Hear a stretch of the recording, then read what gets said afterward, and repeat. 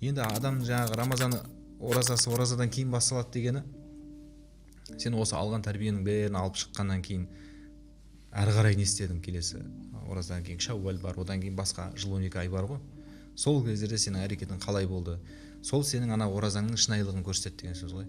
Жұртпен бірге әйтеуір бәрі ішпей жемей жүргесін, мен де ішпей жемей жүрдім. Бәрі тарауыққа барып жүргесін, мен де барып жүрдім деген әңгіме емес. Шынымен сен түзелгің келіп, тәрбиеленгің келіп, сөйтіп істедің ба деген мағына ғой.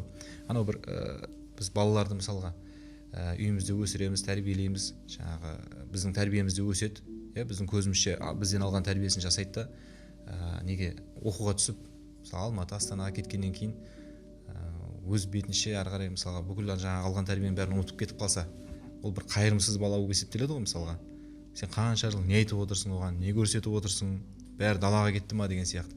Сол сияқты ғой бұл жерде де Алланың тәрбиесінде бір ай жүріп кейін Рамазан